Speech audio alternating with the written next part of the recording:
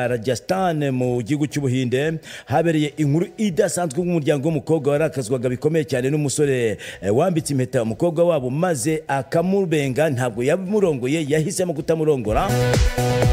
Uyu musore wari warambitse rero impeta yaje kubenga uyu mukobwa yambitse impeta nyine ku munsi w'ubukwe nyirizina, aho byarakaje umuryango w'umukobwa bigatuma ugaba igitero gikomeye cyane ku muryango w'uyu musore. Ubwo bagabaga iki gitero rero muri uru rugo rero, abagize umuryango w'umukobwa bari bariye karungu, abaje gufata murumuna w'uyu musore wabenze umukobwa wabo, niko nyine bamufashe, nuko bamaze kumwogosha ubwanwa ku karubanda bahitamo kumuhondagura ibiti. Baramufasha bamwogosha ku karubanda, bamwogosha pe ntawamenye icyo bamwogosheshaga. Nk'uko ikinyamakuru News 18 cyabitangaje, kuko tumvikana kwatangiye ubwo nyine mushiki w'umusore yanengaga umugeni, bigatuma umuryango w'umusore ufata icyemezo gikomeye cyo gusubika ubukwe bw'agateganyo. Barabati tubaye tubisubitse kabisa. Umuryango w'umugeni wararakaye cyane, bituma uza kugaba igitero mu rugo rw'uyu musore. Amashusho yerekana iki gitero nyine akaba yarasakaye ku mbuga nkoranyambaga, aho yaje kwamaganwa na benshi cyane bavuga bati ibi ntabwo bikwiriye.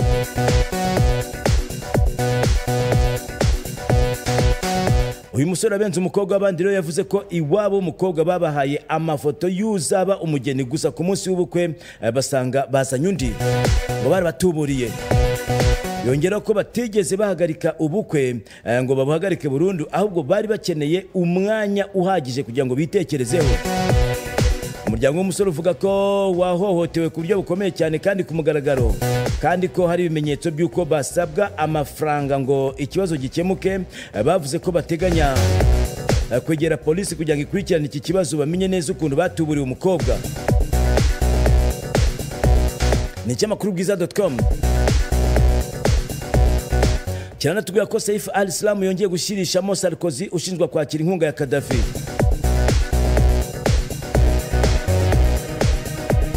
Mu kiganiro cyihariye na RFI ni radio mpuzamahanga y'Abafaransa, binyujwe ku muntu wizewe, Saif al-Islam umuhungu wa muto wa Colonel Gaddafi yavuze bihambaye cyane mu bintu byinshi cyane. Yavuga ko adashaka gukomeza guceceka. Muri 2018 yari yarahaye ikiganiro New York Times, ariko ku nshuro ya mbere kuva mu mwaka wa 2011 yemeye kuvugana n'itangazamakuru ku bijyanye n'ikibazo cyo gutera inkunga Nicolas Sarkozy mu gihe cyo kwiyamamariza umwanya wa perezida mu gihugu cy'Ubufaransa hari mu mwaka wa 2007. Yasubije ibibazo bitandukanye kandi yongera kwemerera RFI version ye kuri iki kibazo nyine, cyangwa se ibitekerezo bye uko yumva iki kibazo. Ni mu gihe urubanza rwahoze ari perezida w'Ubufaransa rero Nicolas Sarkozy n'abandi bareganwa 11 bose rwatangiye mu byumweru bibiri bishize. Ni hariya i Paris mu gihugu cy'Ubufaransa. Muri iki kiganiro rero Saif al-Islam yibutsa ko muri 2018 yahaye ubuhamya bwe umucamanza witwa Serge Tourner ushinzwe iperereza nyine muri uru rubanza. Ni urubanza ngo rwa politiki n'imari, akavuga ko wahoze ari perezida w'Ubufaransa rero ngo yamuhatiye abinyujije mu bunganizi be, ndetse akabikora inshuro nyinshi, amuhatira guhindura ubuhamya bwe mu rukiko. Nkuko Saif al-Islam abitangaza rero ngo ajya guhindura ibi bitekerezo bye nyine, ngo amubwira ngo ajye kubihindura, yamubwiye ko atabishobora. Ikifuzo cya mbere ngo cyamusabye guhindura ubuhamya bwe ku byerekeye Nicolas Sarkozy cyatanzwe mu mwaka wa 2021 binyuze kuri Souha al-Bedri, umujyanama mu by'amategeko nyine, akaba n'umuvugizi ukorera i Paris. Saif al-Islam we rero avuga ko yasabwe guhakana ibivugwa byose, ngo hakana ibivugwa byose ku nkunga ya Libya yo gushyigikira amatora nyine ubwo Sarkozy yamamazaga. Abantu bakibaza icyo yari guhabwa rero ubufasha, nkuko avuga bwo kurangiza rero urubanza rwe mu rukiko mpuzamahanga rw'impanabyaha nyine, ngo nibwo bari kumuhango bakamuba hafi. Muri izi ntangiriro rero za 2025 Saif al-Islam arakaba agishakishwa n'urukiko kugira ngo abe yahanwa, bavuga ko ari bya byinshi yakoze ubwose ari ku ngoma. Ariko Sarkozy ngo yaramubwiye ngo hindura ibitekerezo byawe ibi by'amafaranga menshi cyane uvuga papa we yaduhaye ubihakane uvuge ko ntayo twahawe tuzagufasha nawe rura rukiko rukureke. Mu gihugu cya Kongo bagiye guteza cyamunara imitungo yose ya Nangan wihuje na M23. Hano batwa ko Minisitiri w'Ubutabera Repubulika ya Demokarasi ya Kongo yatangaje ko iki gihugu kigiye kugurisha muri cyamunara imitungo yose ya Corneille Nangan.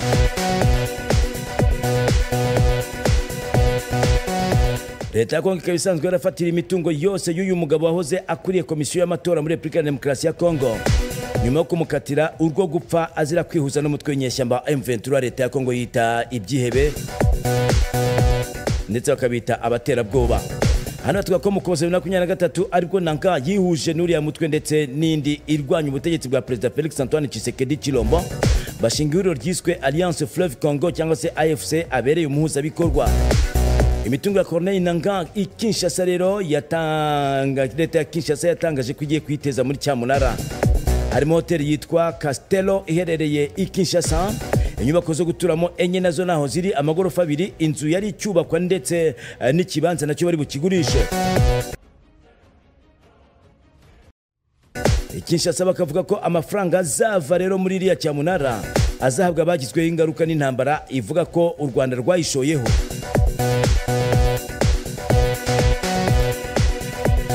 Ubibuke ko u Rwanda rwo ruvuga ko nta ntambara rwashoye kuri Kongo, ahubwo rishinja kuba rero ikomeje gukingira ikibaba FDLR yasize ikoze genocide mu Rwanda. Unibuke ko Corneille Nangan akimara gukatirwa hamwe n'abagenzi be yasetse cyane akavuga ati umunsi tuzaba twarafashe ubutegetsi tuzategeka abantu bose bagize uruhare mu kudukatira baturenganya, tuzabategeka gusaba imbabazi. Tukiri muri Kongo reka nkubwire ko M23 yigaruriye umujyi wa Minova. Izi nyeshyamba za M23 zamaze kwigarurira rero umujyi wa Minova wo mu ntara ya Kivu y'Amajyepfo, hanyuma kwirukanamo ingabo za leta ya Kongo ndetse n'abambari bazo. Hano haravugwamo Wazalendo ndetse n'ingabo z'igihugu cy'u Burundi. Amakuru yifatwa ry'uyu mujyi muto rero uri ufite abaturage bagera ku 65,000 umujyi uherereye ku nkombe z'ikiyaga cya Kivu, akaba yaratangiye kuvugwa mu ijoro ryo ku munsi w'ejo mbere y'uko M23 iyemeza ku mugaragaro kuwa kabiri, ndetse no buvugizi bw'ingabo za Kongo muri Kivu y'Amajyaruguru n'iy'Amajyepfo bakaba butabuze kwemeza ko izi nyeshyamba koko zigaruriye uyu mujyi. Amashusho ari kugenda herekanwa ku mbuga nkoranyambaga arerekana ingabo za M23 zigendagenda mu mujyi wa Minova mu gitondo cyo ku munsi w'ejo kuwa kabiri, hanyuma kwirukana abarimo FARDC, Wazalendo ndetse n'ingabo z'igihugu cy'u Burundi. Ifatwa rya Minova risobanuye ko kuri ubu rero inzira y'amazi ndetse n'ubutaka yahuzaga umujyi wa Goma n'ibice by'intara ya Kivu y'Amajyepfo bifunze burundu. M23 kandi kugeza ubu ngo bikabigenzura ibice bitandukanye byo muri Sake na Masisi, ndetse nabyo bikaba bisobanuye ko kubiturukamo ujya igoma bidashoboka, cyangwa se kuva Igoma ujyayo kugira ngo ube wakwambukiranya ukomeze muri Kivu y'Amajyepfo, ibyo nabyo ntabwo bishoboka. Iyi Goma ikaba ari isanzwe ari umurwa mukuru wa Kivu y'Amajyaruguru. Abakurikirana hafi intambara ya M23 ndetse na FARDC barahuriza ku kuba ifatwa rya Minova riha M23 amahirwe menshi cyane yo kuba isaha ku isaha yakwigarurira umujyi wa Goma, ikaba yaramaze no kuniga burundu. Hano bavuga ko kugeza uyu mutwe ngo uracyasabwa kwigarurira ibice byinshi cyane byinjira Igoma unyuze muri teritwari ya Nyiragongo. Ibyo bisobanuye ko inzira rukumbi isohoka Igoma ku ngabo zirimo ari yerekeza mu gihugu cy'u Rwanda.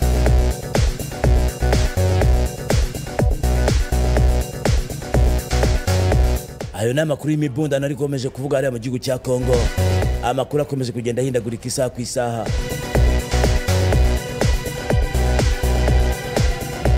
Ni amakuru kandi yasohotse mu bitangazamakuru bitandukanye, nawe kenshi urabizi ko gushishikariza kuba wafungura ibinyamakuru tukagendana neza ukagenda ucishamo amaso.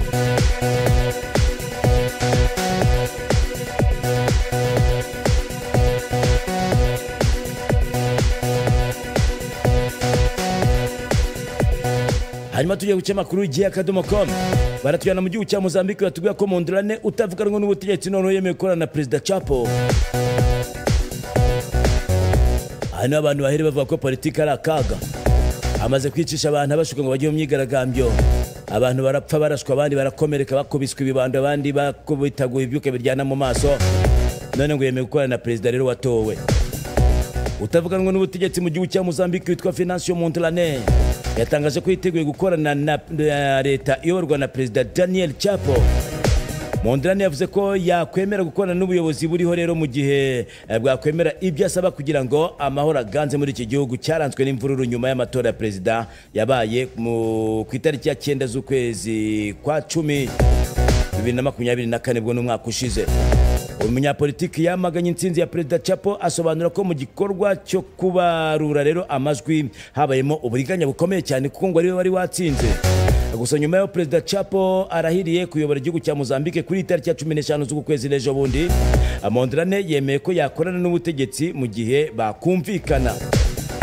Bimwe mu byo Mondlane asaba harimo kurekura abagera ku 5,000 rero bafunzwe bazira kwigaragambya, guha indishyi z'akababaro imiryango yapfusha abantu bayo mu gihe cy'imyigaragambyo, ndetse no kuvura ku buntu abantu bayikomerekeyemo.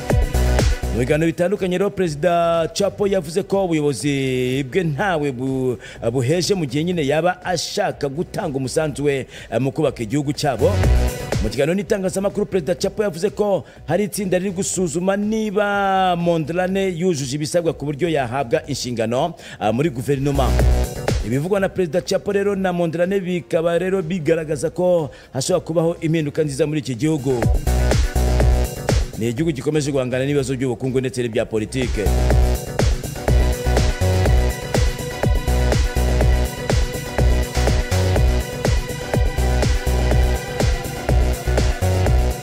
Tukiri kuri cyamakuru gihe.com.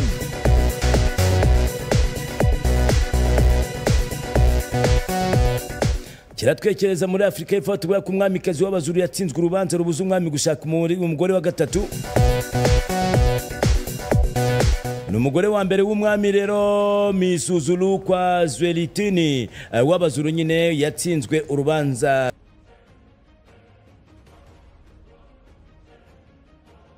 rwari kubuza umugabo we gushaka umugore wa gatatu. Umwamikazi Ntokozo Kamayisela akaba yaratanze ikirego mu gihe umwami w'Abazulu yiteguraga gukora ubukwe nyine muri iki cyumweru.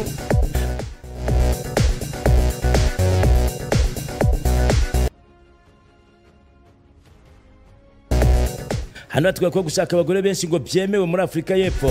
Y'urwo rushako nyine ngo rwanditswe mu irangamimerere nk'urwa gakondo. Kugira ngo umugabo ashakane rero n'abandi bagore, itegeko rimusaba guhinduza urushako rukava mu mategeko rukaba urwa gakondo. Ibinyamakuru byo muri Afrika y'Epfo rero byasobanuye ko mu gihe umwamikazi kwa Zwelithini yatanze ikirego, umwami yabaye asubitse ubukwe bwe.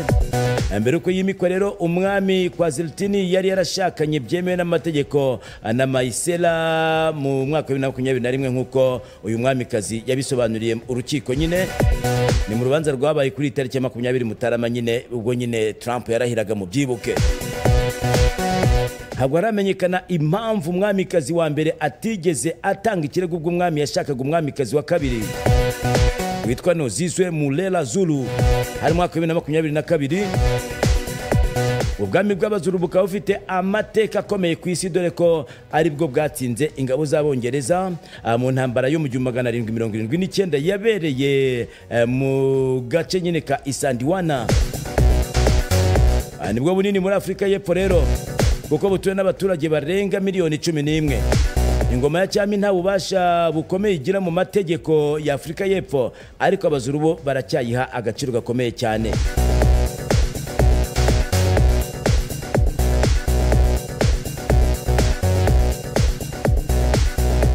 Mu yandi makuru rero magufi nkubwire ko abatalibani bari kuye abanyamerika bari baragize imbohe mu gihe rero mu gihugu cya Tanzania. Urabyibuka ku munsi w'ejo tubabwira ko yahakanye ko nta ndwara ya Marburg iri muri kiriya gihugu. Ubu noneho bemeye ko rwose habonetse ubwandu bushya bw'icyorezo cya Marburg. Perezida w'icyo gihugu yabyemeje, ariko bakavuga ko ari umuntu umwe gusa kandi ko kitamuhitanye. Mu Yapani ho ngo abashesha kanguye bihitiramo kuba muri gereza kubera ubuzima bubi babamo hanze. Inkuru bashobora kubona ku cyamakuru Kigali Today.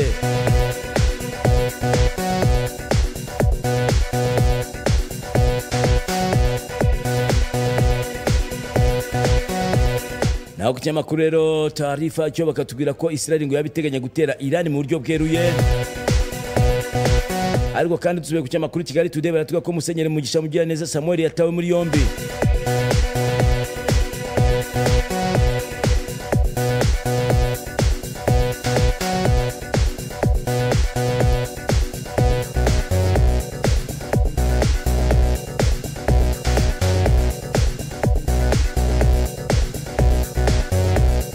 hano tuga ku rwego rw'igihugu rw'ubugenzacyaha RIB kuri uyu wa kabiri tariki 21 Mutarama rwatangaje ko rwafunze Musenyeri Mugisha Mujyaneza Samuel weguye ku buyobozi bwa diocese yashyira itorero rya Anglikani mu Rwanda. RIB ikaba yarafunze Musenyeri Mugisha nyine akurikiranweho ibyaha byo kunyereza ndetse no gukoresha umutungo wa diocese mu nyungu ze bwite mu gihe yarakiri ku buyobozi bw'idiocese.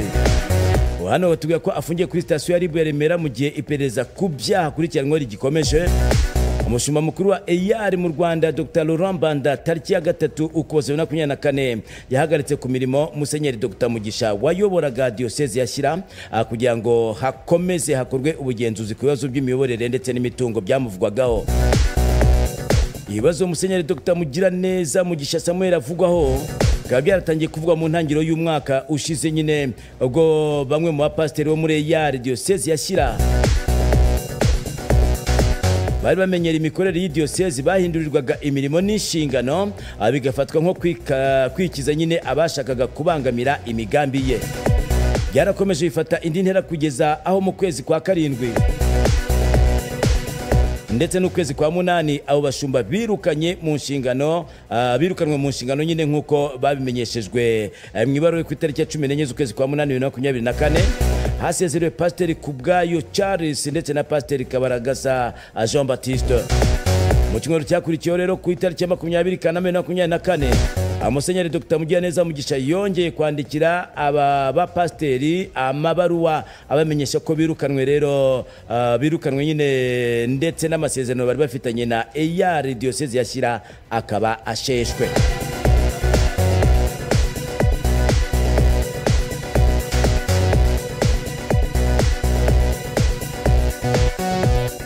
Wajya guca makuru Kigali Today ukareba uko byakomeje kuvurungutana kugeza nyine ubwo Musenyeri yeguzwaga. None bikaba birangiye atawe muri yombi. Igicumbi baravuga ko bahabwa amazi ari uko basuye n'abayobozi bakuru.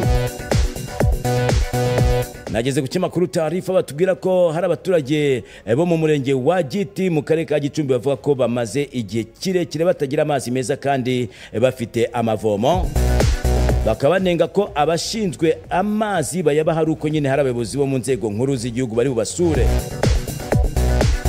Ni inkuru mara guca makuru Tarifa nacyo gikesha cy'amakuru Museke ngo ubwo abanyamakuru baganiraga n'abaturage umwe muri bo witwa Ngendahimana yagize ati twe twarumiwe butumaze ukwezi kurenga tutagira amazi hano ku ivomo twubakiwe kandi gukoresha amazi mabi biteza indwara harimo n'inzoka abana bacu bakunda kurwara. Undi nawe akabanenga ko bubakiwe amavomo ariko akabaderukamo amazi avuga ati rwose mu byirebera amatiyo yarumye. Akavuga ko barekuriye amazi ari uko hari bari busurwe n'abashyitsi bakuru. Gitifu y'umurenge wa Giti rero witwa Bangirana Jean Marie Vianney yemera ko hari ahantu amazi atagera ariko akavuga ko muri rusange uyu murenge ufite amazi. Ati rwose ikibazo cy'amazi hano twaracyumvise hari igihe amara iminsi 2 cyangwa 3 adahari. Gusa twegereye rwiyemezamirimo turamuvugisha kugira ngo nawe arebe ko yatanga amazi. We yanavuze ko rero agiye kubikurikirana. Simbujya guca makuru Tarifa.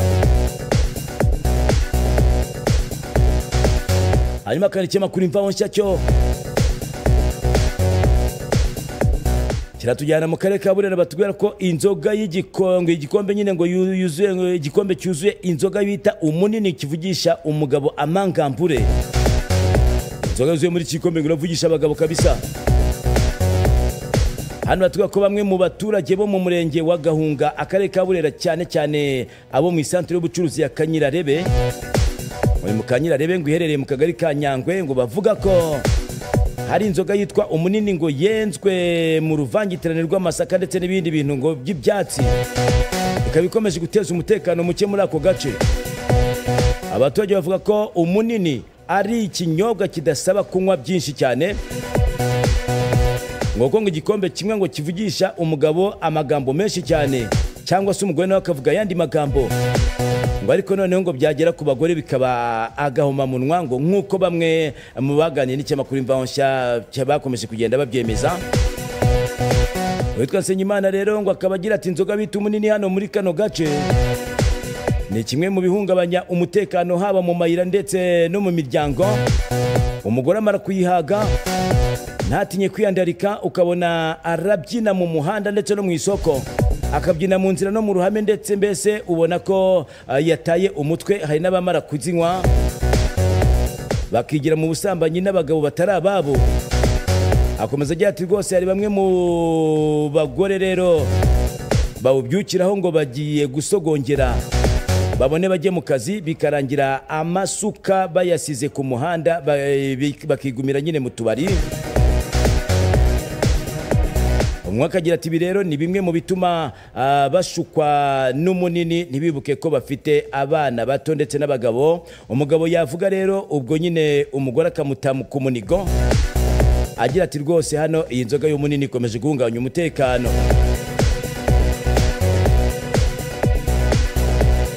Umuyobozi w'akarere ka Burera ushinzwe imibereho myiza y'abaturage rero akaba yitwa Mwanamungu Theophile, avuga ko inzoga z'inkorano ziba zitujuje ubuziranenge, ngo gusa icyo bakora ngo nk'ubuyobozi ni ukomeza kwigisha abaturage kugira ngo bazirinde. Urajya ku kinyamakuru Imvaho Nshya wisomera amakuru ajyanye n'iyi nzoga y'umunini. Ikinyamakuru Imvaho Nshya kandi kiratubwira amakuru yo mu karere ka Rusizi. Baratubwira amakuru yo mu karere ka Rusizi rero ajyanye n'uyu munyonzi waguye mu ipine y'ikamyo rero igenda ikamukomeretsa ku buryo bukomeye cyane. Hano tuvuga ko hari mu masaha ya 2:40 z'igitondo cyo kuwa mbere ejo bundi, umunyonzi yinjiye mu mapine y'ikamyo ubwo bari bageze ahamanuka, arakomereka cyane ku kuguru. Impanuka ikaba yabereye mu mudugudu wa Gatovu, akagari ka Rebero, umurenge wa Nzahaha, akarere ka Rusizi. Ubwo igare rero ryavaga mu murenge wa Gashonga ryerekera muri centre ya Bugarama, rikagwa mu modoka yo mu bwoko bwa truck Mercedes Benz, ngo nayo yamanukaga yerekeza mu Bugarama. Mwe manyonzi bagenzi be rero bakorana mu muhanda wa Gashonga Bugarama, akaba ari rw'ikinyamakuru Imvaho Nshya kubwo uyu munyonzi yarageze muri icyo gice cy'umuhanda. Muri gice kimanuka cyane rero, binatewe nuko icyo gice cy'uwo muhanda ngo Kamembe Bugarama cyangiritse ku buryo bukomeye. Yashatse kunyura kuri iyo modoka yari muri imbere, nyine imodoka y'abanyekongo yazamukaga nayo ishakisha aheza yanyura, imukomaho gato ahita ata umuhanda, agwa mu mapine y'inyuma rero y'iyo kamyo, nuko imukandagira amaguru iramukomeretsa.